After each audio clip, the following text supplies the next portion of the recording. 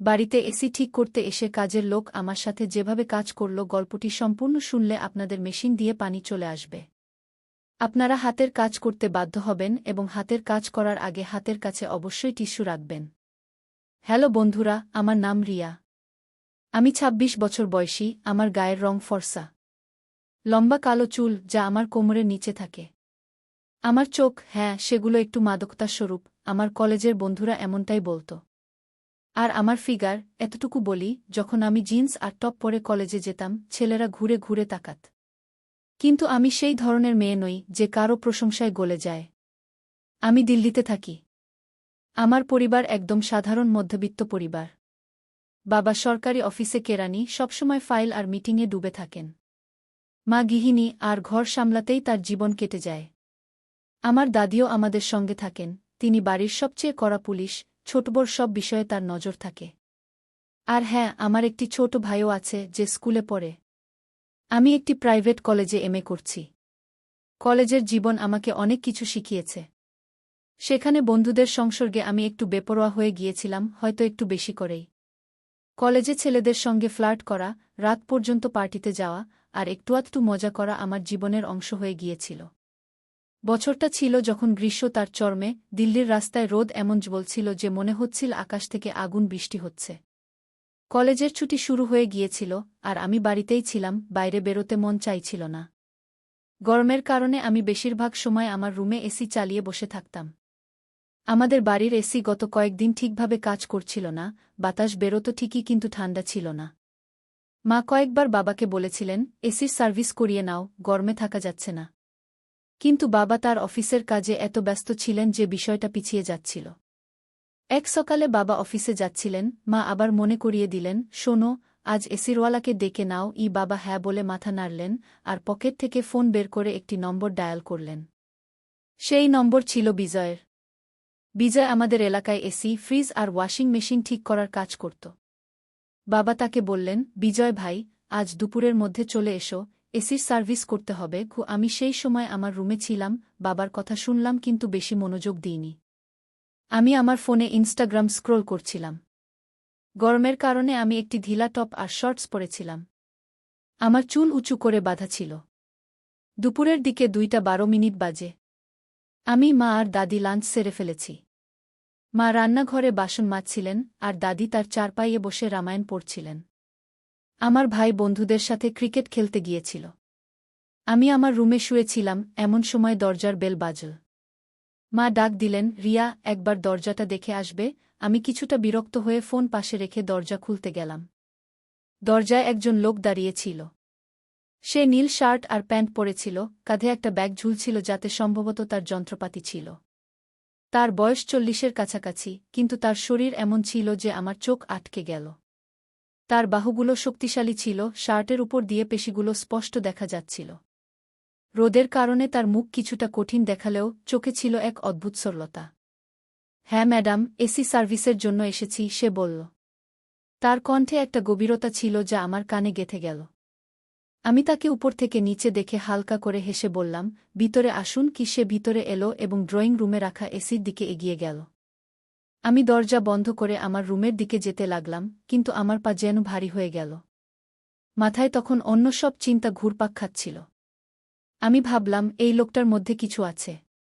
আমি রান্নাঘরে গিয়ে মাকে বললাম, মা, আমি আমার রুমে যাচ্ছি, কিছু দরকার হলে বলবেন। মা বললেন, ঠিক আছে, কিন্তু খেয়াল রাখো, বাড়িতে অচেনা লোক আছে। আমি হেসে বললাম, মা, বাবা ডেকেছে, কি হবে? কিন্তু মনে তখন অন্য কথা। আমি রুমে গেলাম, কিন্তু দরজা একটু খুলে রেখে দিলাম। সেখান থেকে ড্রয়িং রুমে সেই লোকটিকে স্পষ্ট দেখতে পাচ্ছিলাম। সে তার ব্যাগ খুলে এসির সার্ভিস শুরু করল। তার শার্টের হাতা গুটানো ছিল, কাজ করার সময় পেশিগুলো ফুলে উঠছিল। আমি চুপি চুপি তাকে দেখছিলাম। আমার বুকটা একটু দ্রুত কাঁপতে লাগল। বিজয় তার কাজে মগ্ন ছিল। সে এসির ফিল্টার খুলে তা পরিষ্কার করার জন্য একটা কাপড় চাইল। ড্রয়িং রুম থেকে সে ডাক দিল, কেউ আছেন? একটা কাপড় দিন তো। আমি সুযোগ পেয়ে গেলাম। রুম থেকে বেরিয়ে রান্নাঘর থেকে একটা পরিষ্কার কাপড় নিয়ে তার কাছে গেলাম।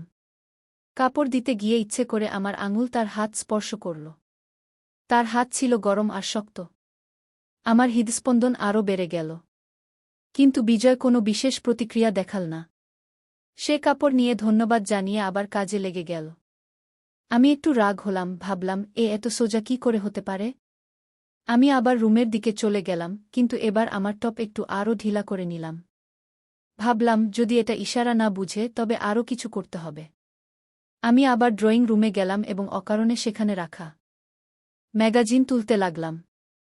ম্যাগাজিন তোলার সময় ইচ্ছে করে একটু ঝুঁকলাম যাতে বিজয়ের নজর আমার দিকে পড়ে, কিন্তু সে তার কাজে এতটাই মগ্ন ছিল যে আমার দিকে তাকায়ও নাই। এবার আমি একটু চ্যালেঞ্জ অনুভব করলাম।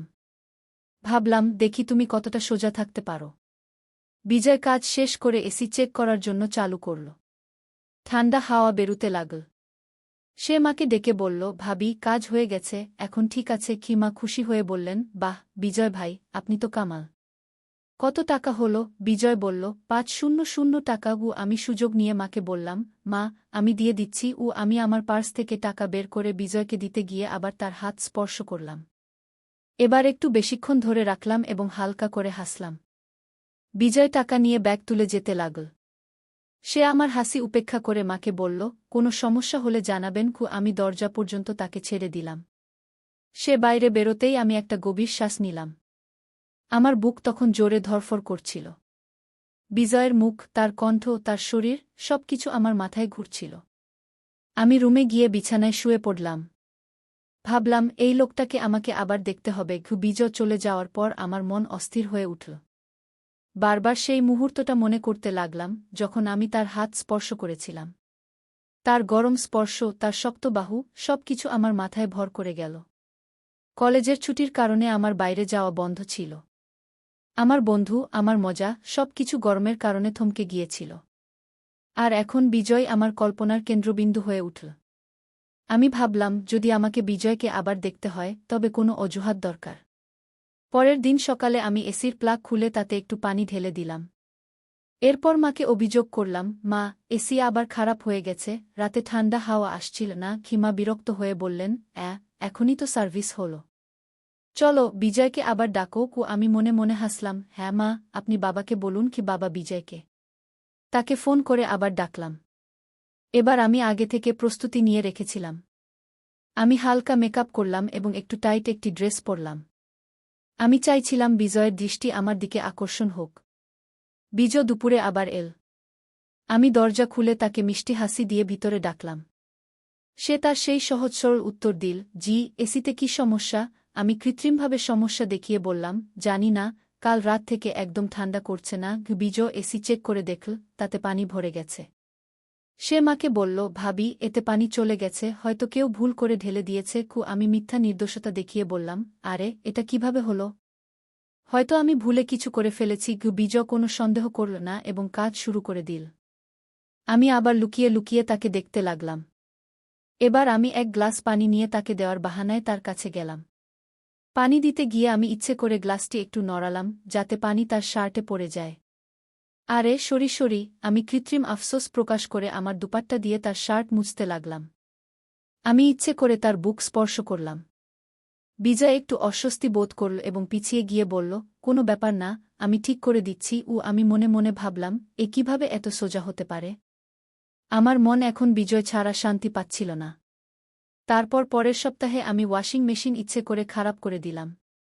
পাইপটি আলগা করে দিলাম যাতে তা পানি লিক করতে থাকে। মাকে অভিযোগ করলাম এবং তিনি বাবাকে বলে বিজয়কে আবার ডাকলেন। আমার মনে এক অদ্ভুত অস্থিরতা ছিল। আমি চাইছিলাম বিজয় আমার দিকে মনোযোগ দিক, আমার কথা বুঝুক। কিন্তু সে প্রতিবারের মতোই সহজ সরল রয়ে গেল। যখন বিজয় এল, আমি দরজা খুললাম। আমি একটি টাইট কুর্তি এবং জিন্স পরেছিলাম, হালকা মেকআপ এবং আমার চুল খোলা ছিল। তাকে দেখে হেসে বললাম, আইয়ে বিজয় ভাইয়া, এবার ওয়াশিং মেশিন খারাপ হয়ে গেছে। বিজয় তার সেই সহজ সরল হাসি দিল এবং বলল, জি দেখাই তো কি সমস্যা। আমি তাকে ওয়াশিং মেশিনের কাছে নিয়ে গেলাম। সে কাজে ব্যস্ত হয়ে পড়ল। আমি তার চারপাশে ঘুরতে লাগলাম, কখনো তাকে পানির গ্লাস দেওয়ার অজুহাতে, কখনো অকারণে কিছু জিজ্ঞাসার বাহানায়। আমি চাইছিলাম সে আমার দিকে তাকাক, আমার কথায় মন দিক। কিন্তু সে তার কাজে এতটাই মগ্ন ছিল যে আমার সব চেষ্টা ব্যর্থ হয়ে যাচ্ছিল। আমি আরেকবার চেষ্টা করলাম যখন সে মেশিনের কাছে ঝুঁকেছিল। আমি ইচ্ছে করে তার কাছাকাছি গিয়ে বললাম, বিজয় ভাইজা, এই মেশিন কেন খারাপ হলো? আমি আমার কণ্ঠস্বর একটু নরম ও মিষ্টি করে রাখলাম। বিজয় আমার দিকে না তাকিয়েই বলল, হয়তো ব্যবহার বেশি হচ্ছে, আমি ঠিক করে দিচ্ছি। ও আমার রাগ হলেও তার সরলতা আমাকে আরও আকর্ষণ করছিল।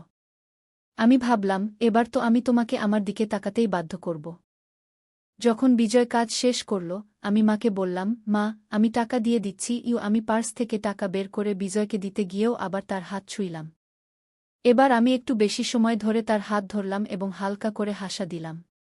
আমি বললাম, বিজয় ভাইয়া, আপনি এত ভালো কাজ করেন, পরের বারও আপনাকেই ডাকব। বিজয় হালকা করে মাথা নাড়ালেন এবং বললেন, জি, ধন্যবাদ। কিন্তু এবার আমি তার সাথে কথা বলার চেষ্টা করলাম। আমি বললাম, বিজয় ভাইয়া, আপনার নম্বর পেতে পারি? মানে যদি আবার কিছু খারাপ হয় গি। বিজয় একটু অস্বস্তি নিয়ে বললেন, জি, আপনি বাবুজিকে বলবেন, তিনি আমাকে ডাকবেন কি। এবং সে তার ব্যাগ নিয়ে চলে গেল। আমার রাগও হল, হাসিও পেল।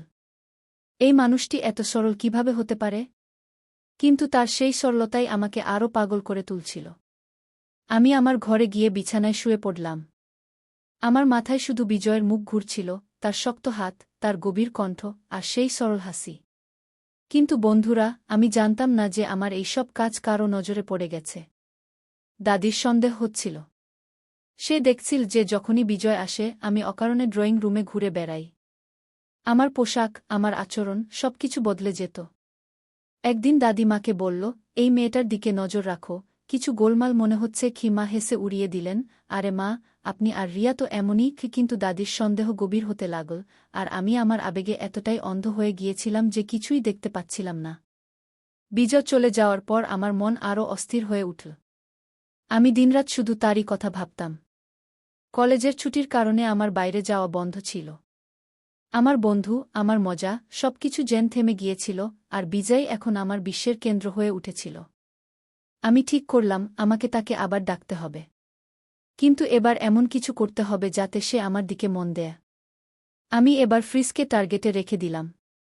আমি ফ্রিজের তাপমাত্রা নষ্ট করে দিলাম, যাতে এটি ঠান্ডা করা বন্ধ করে দেয়।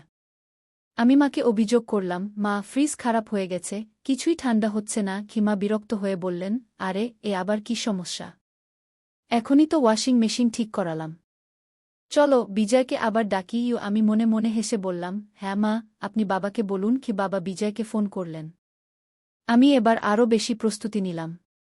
আমি একটি লাল রঙের সালোয়ার কামিজ পরলাম, যা আমার গায়ে একদম ফিট ছিল। হালকা মেকআপ, কাজল আর গোলাপি লিপস্টিক। আমি আমার চুল খুলে রাখলাম। আমি চাইছিলাম বিজয় আমাকে দেখুক এবং আমার প্রশংসা করুক। যখন বিজয় এল, আমি দরজা খুললাম।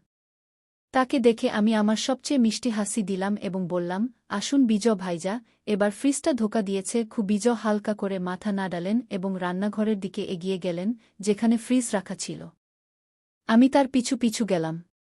সে ফ্রিজ চেক করতে ব্যস্ত হয়ে পড়ল।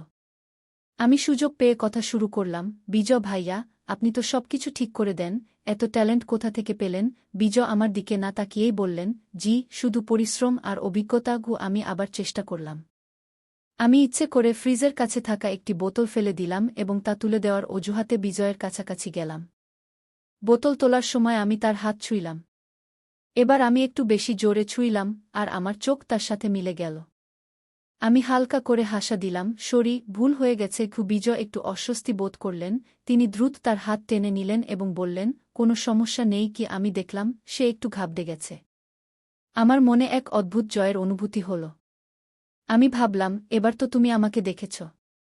কিন্তু বন্ধুরা, আমি জানতাম না যে আমার এইসব কাজ আরেকজনের নজরে পড়েছে।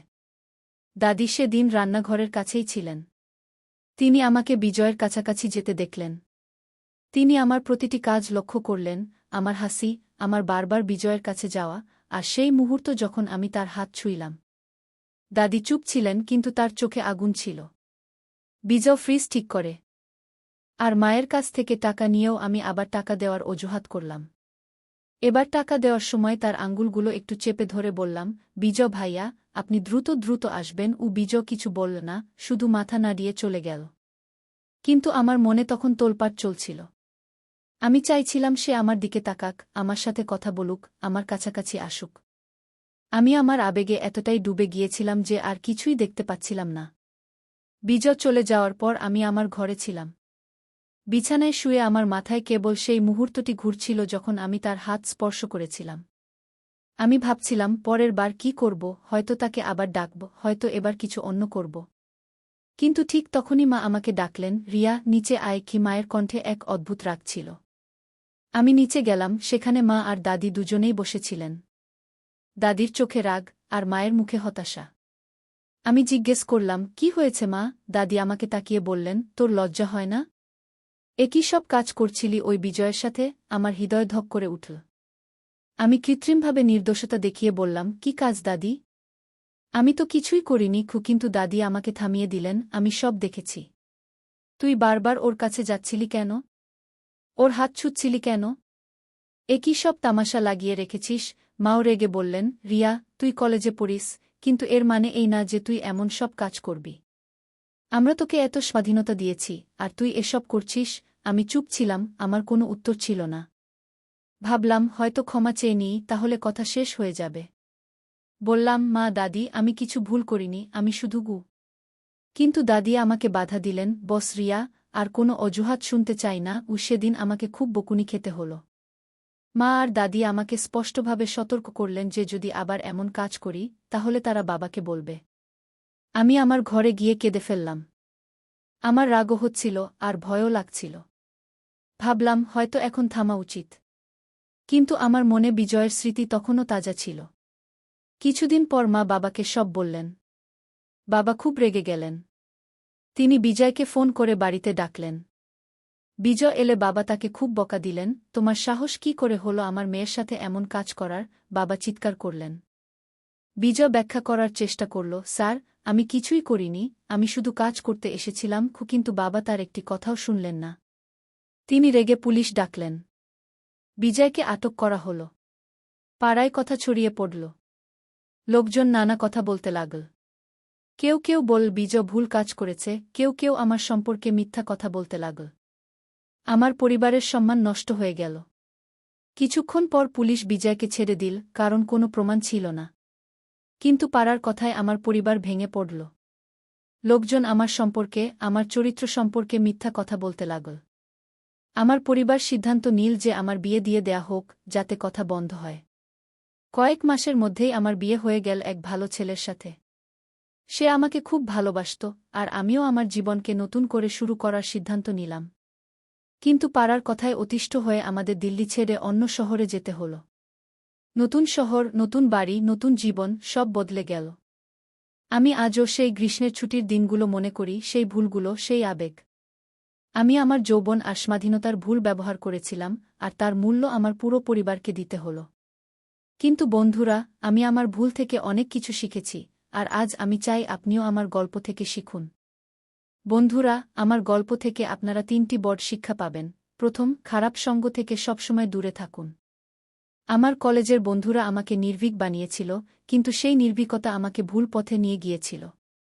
দ্বিতীয়, নিজের ইচ্ছাগুলো নিয়ন্ত্রণে রাখুন। আমি আমার আবেগ নিয়ন্ত্রণ করতে পারিনি, আর তার ফল আমার পরিবারকে ভোগ করতে হল। তৃতীয়, পরিবারের সম্মান সবচেয়ে বড়। আমার একটি ভুল আমার পরিবারকে লজ্জা ভোগ করতে বাধ্য করেছিল। তাই বন্ধুরা, জীবনের প্রতিটি পদক্ষেপ ভেবেচিন্তে নিন, কারণ একটি ছোট্ট ভুল আপনার জীবনকে চিরতরে বদলে দিতে পারে। বন্ধুরা, তাহলে এই ছিল আমার গল্প। আশা করি আপনাদের গল্পটি ভালো লেগেছে এবং এ থেকে কিছু শিখতে পেরেছেন। আমার ভুল থেকে আমি অনেক কিছু শিখেছি, আর আমি চাই আপনিও আপনার জীবনের সঠিক পথ বেছে নিন।